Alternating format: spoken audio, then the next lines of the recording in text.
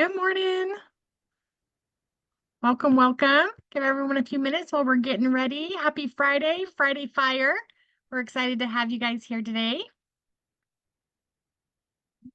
Let me just pull it up so I can see all of your comments. As we're getting going, I would love to hear how your summer is going so far.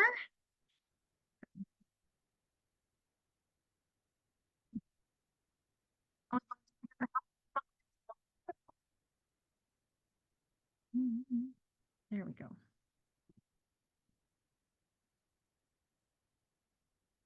Perfect.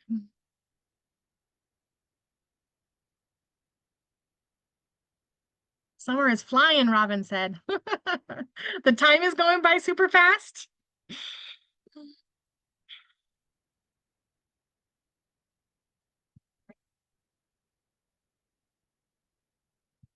Perfect. Anyone else? How's your summer going so far? Feeling great. You saw my reel. Are you summer loving or are you summer stressing?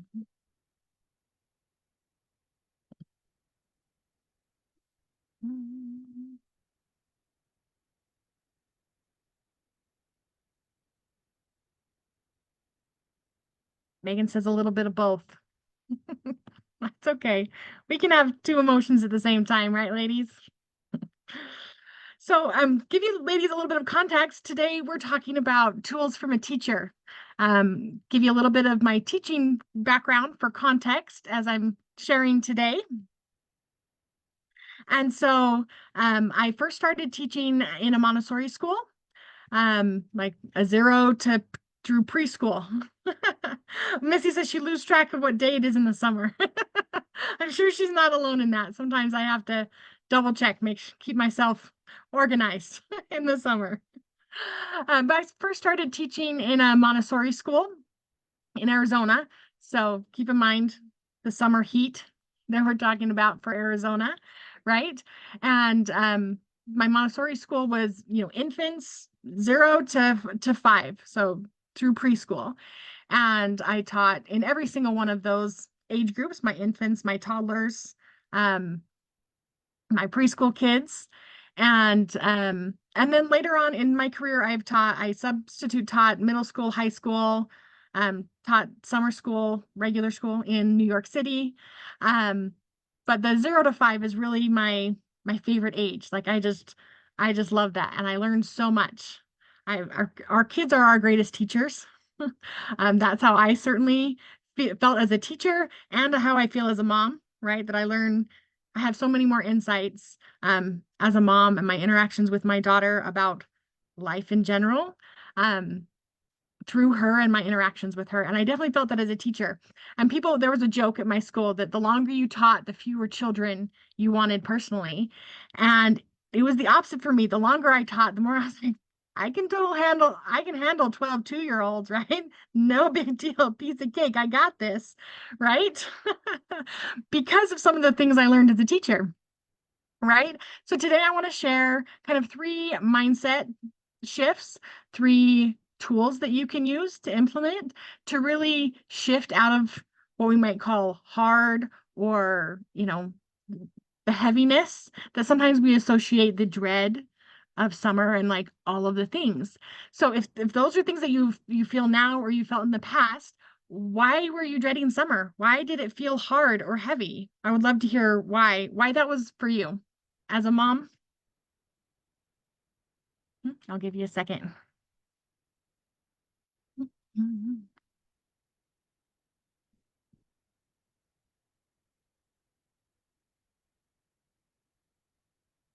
Things I would hear from other moms or from even teachers that I worked with was that, oh, now I'm responsible for even more.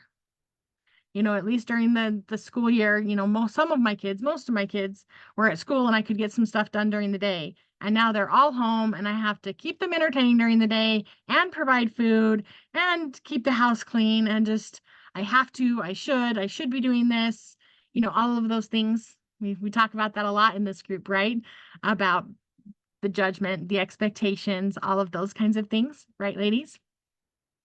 And so when I got started in teaching this first school. One, Montessori school is really great because they really focus on individual choice, right? That's a big focus of the curriculum, is giving the children a lot of individual choice and agency. Yes. Oh yeah, Robin says I would stress that I would have to create fun experiences, right? Not only am I responsible for keeping them alive and fed and clothed and keep my house done, but then I would have to create fun experiences. More so during the school year, now I have to add in all this extra fun, right? And you didn't want that all the time. Very key there. I didn't want to all the time. Oh, yep. Sierra says things cost more. Like the groceries, meals to make, it just feels like more things on your plate, right? There's a little bit of a delay in the comments. So I want to recognize what people are saying because I think it really speaks to a lot of you, listening today live or on the replay, um, kind of the things that are weighing on you as a mom for the summer. As I got started teaching, I we sat down for a staff meeting the month before the summer schedule started, right? We sat down for our normal May staff meeting and we said, okay, these are the things that we have set up. This is kind of the schedule we have. Any input, any foreseeable challenges we have with specific students or situations, or we went through, okay, what are our contingency plans if the temperatures in Arizona go above this much, or, inclement weather, rain, in Arizona, would have what we call haboobs. Anybody here? Great word, right, ladies? I love words. But haboob is those big dust storms, and they kind of come on really suddenly in Arizona, and they can be, really small to be like really crazy. If you've seen the videos of just like this wall of like dirt, dust, darkness impending on you. Maybe you can relate to that in your feelings about summer, ladies. This impending wall coming at you. I mean, it's already here for most of us. But anyway, so we talked about all of these inclement situations that, okay, what's our plan if the weather goes above 110? And if this happens and our staffing situation, backup, things like that. We talked it all out. We had a schedule, a plan, both staffing wise, activity wise, resource wise. And then we went into the summer. Like it's just the next month, like the next month's curriculum. And when Robin taught about at the beginning of the month, if you guys caught that class, it was fantastic for foundational summer principles for us. But I learned as a teacher, when Robin taught that, she said, this is a big transition. It is. All of the responsibility shift, having your kids home more, it is a big transition for moms. And I recognize that as a mom now. Anytime like that schedule gets changed, different resources are needed and different approaches are needed and things like that. As a teacher, however, there's another skill alongside that we can employ that is more about not taking it personally.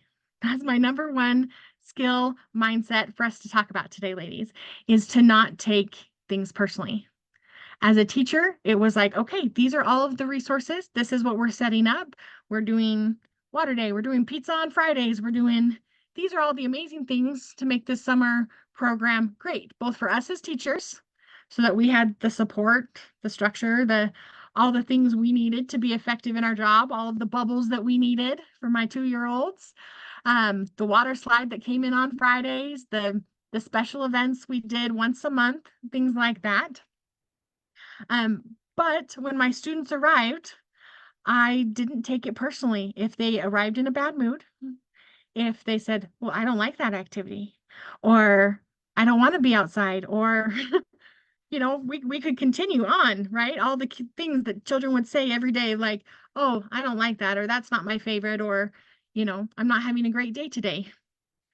Did me as a teacher say, well, I just must be a really bad teacher, and I must just really suck at this, and we suck, and the school sucks, and I hate my life, and I don't want to come back? No, I didn't. I honestly didn't. I said, I would love if you want to talk about that and we can talk about solutions, what would you like to choose instead? And here are the options that you have. But how often do we do that as moms? We say, well, my child came to me and said that they are bored, that they don't like any of the food that's in the house, that they don't, right? That they have no one to play with, that their brothers and sisters won't play with them. They come to us and say, I have all of these things that I don't like about my day, or they wake up, first thing off the bat of their day and say, I'm mad, I'm grumpy, I just want to stay in bed. How often as moms do we take that in and we say, that must be because we've attached this meaning to it now.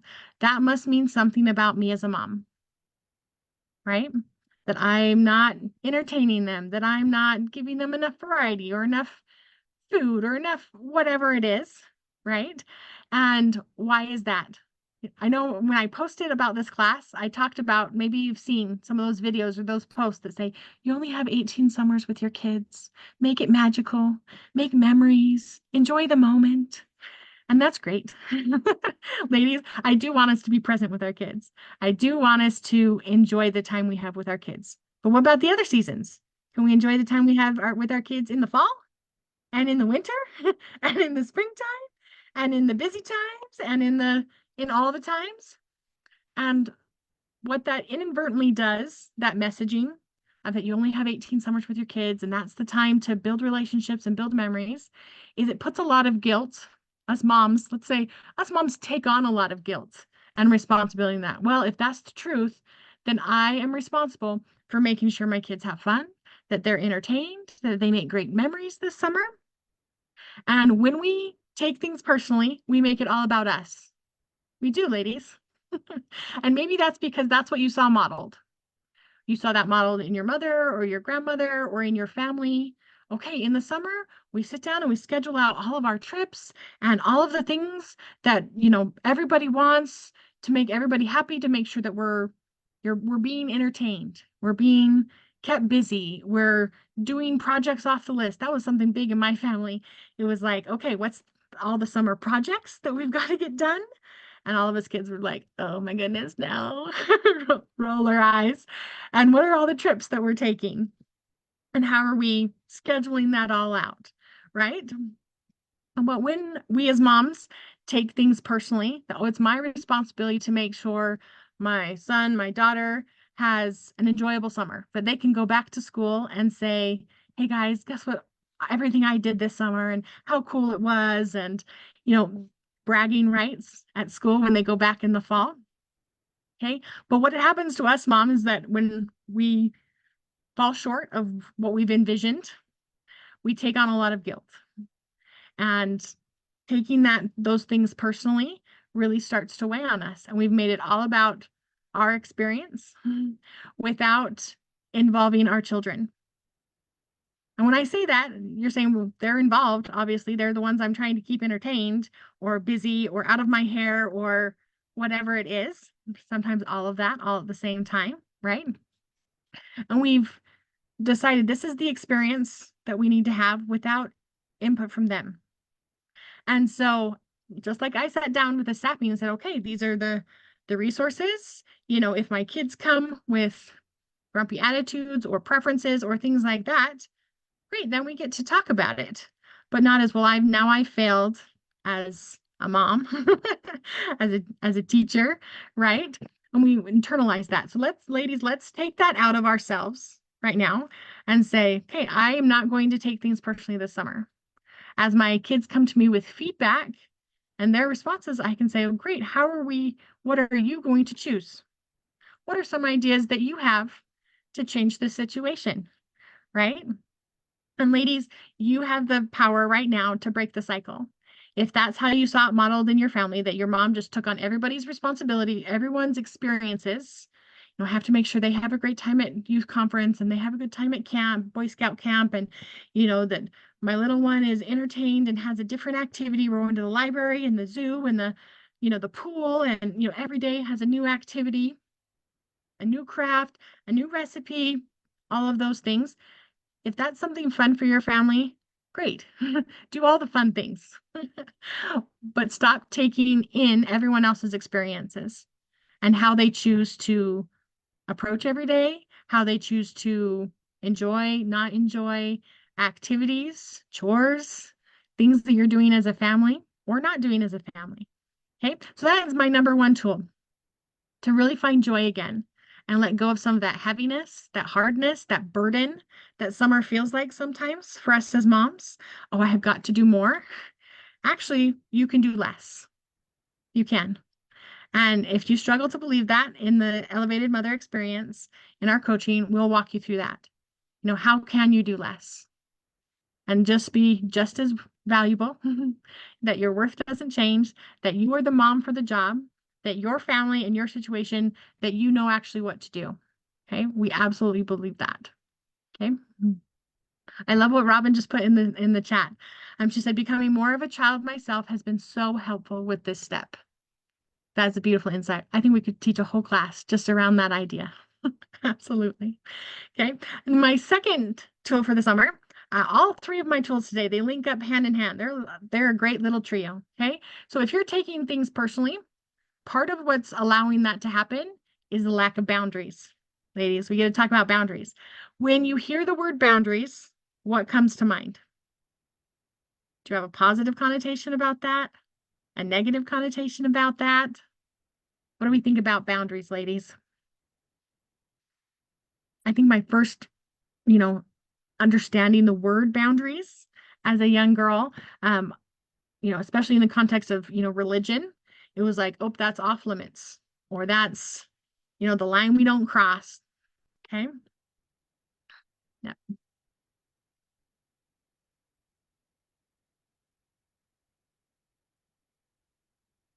I love that. Missy says, setting the intention of having fun no matter what is happening, that mindset creates the fun. Love that idea. Right. Okay. Any other thoughts about boundaries? Are they good? Are they bad? Are they hard? Are they, and then as I got older, out of that teen mindset, I was like, oh, okay, we set boundaries when we have a toxic roommate. I had a couple of those in college. We set boundaries when it's a toxic family member, or we set boundaries when it's, something, with a work-life balance. That's where I set my boundaries. But with my kids, I don't need boundaries with my kids. Like I love my kids and I want to do all of these things with my kids. Okay. Ladies, boundaries are about who you give the power to. Okay. And boundaries are meant to enhance your success, right? Not to limit you. I love the idea of the bumper rails in bowling, right? We pull up the bumper rails, not because not to limit you and oh, sorry, you can only be right here, but to enhance the chance of success when bowling, when learning to bowl, right? And so those boundaries are any boundaries that you set up are meant to enhance your success and to bring back your own power to yourself. Okay. So when we talk about boundaries, a lot of times in putting boundaries in place will bring up toxic behaviors in yourself, past patterns that you might have had, past patterns that you grew up with other family members. But really putting boundaries into place helps set expectations, right? Now you're all on the same page. It helps clarify your responsibilities. This is what mom is going to be responsible for. This is what you are responsible for, and you are responsible for. And when all of us stand in our responsibilities, then we are more powerful. Then we can get done with what we want done, what we want to do as a family, right? And individually, right? I really love miss everyone in the chat. I love all of the comments, especially having all of my fellow coaches on here. They all have such great insight. That's one thing one of my favorite things about our program is our various coaches that you can work with. But Rissy says almost all my resentment in life came from a lack of being willing to set boundaries.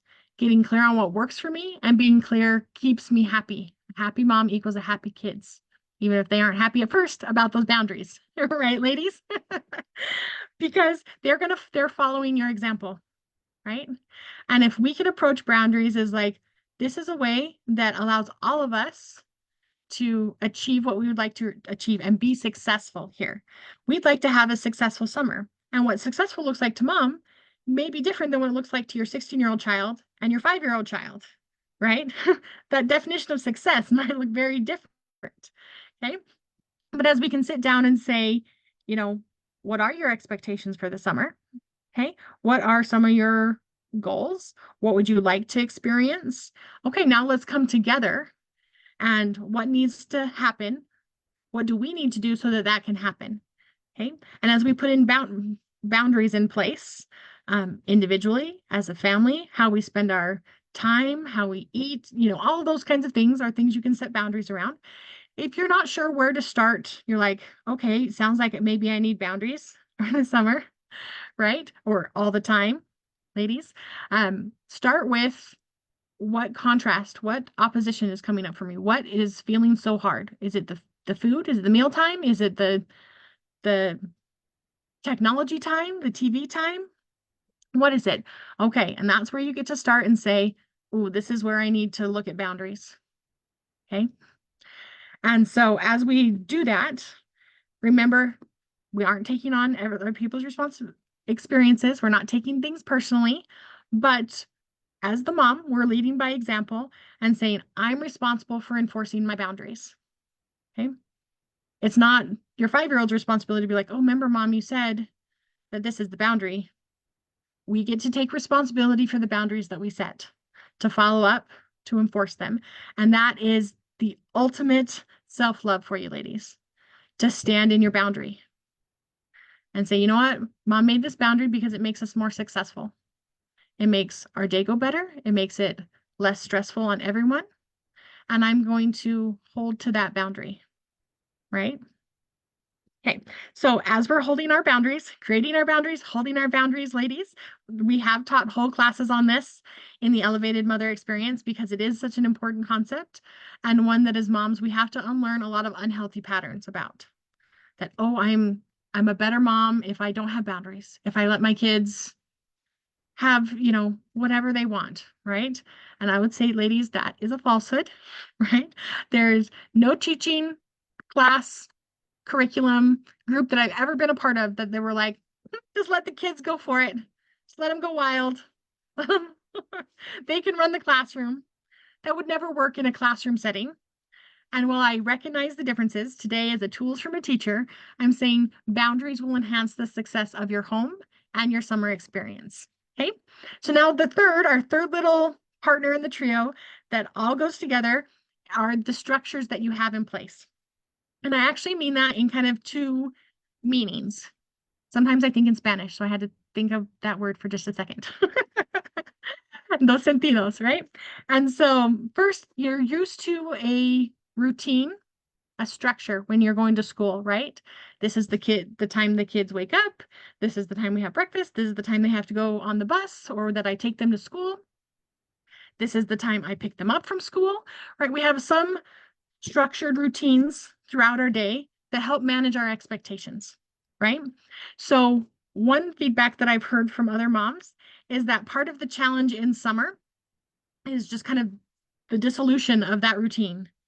Now people are getting up whenever they want, they're eating whenever they want, it's kind of like they feel out of control, right? Because there is a lack of routine before. So a lack of that structure. So what is going to work for you and your family is going to be different. Okay? I'm not here to say like, hey, studies show that having your kids up by 8 a.m., that is the best for them. Sure, ladies, are there studies about waking up early or sunshine first thing in the morning or protein or all those things? Sure. But we're just going to put that over here in the closet and say you are the mom for the job and you know what your family needs. Okay? So if you feel like you are lacking a routine and that structure, like, oh yeah, I hear that. I'm like, yes, that's causing me stress. Again, we get to come back together as a family and say, okay, in order for us to be successful, what do we need to put in place? Whether that looks like, okay, we're all up by 9 a.m. We're all, at this time every day, all chores are done by before lunchtime, things like that. Right. And I'm staying vague here because I'm not saying like it has to be one way because it doesn't. I recognize that our individual families and our individual lives and needs, all of that is going to be different for everyone. But the lack of routine, the lack of that structure often causes a lot of unmet expectations and stress, partly because we're taking on experiences, we're taking things personally, right? So this will help you to set boundaries and not take things personally if we are all on the same page with that routine and that structure. Okay. And then the second way that I mean structures is what kind of support do you have in place? Household structure, parenting structure, all things like that. Do you have things set up?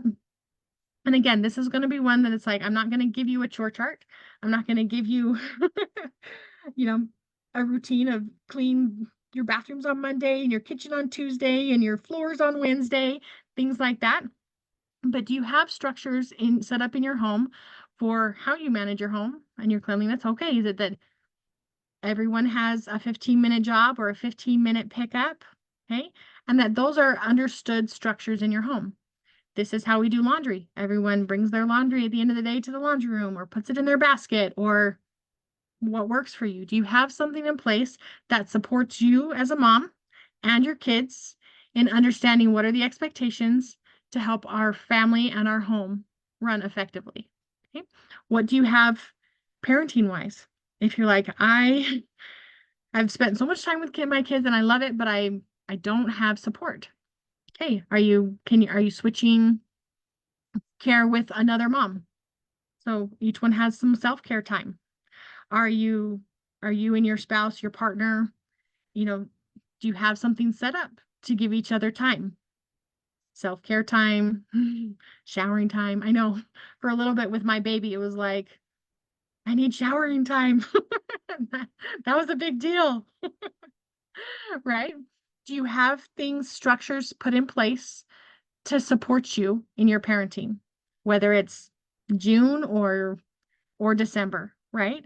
Those structures that you have in place to help run your household, your cleaning, all of that more effectively, to help support you in your self-care time, in your me time, in all of that.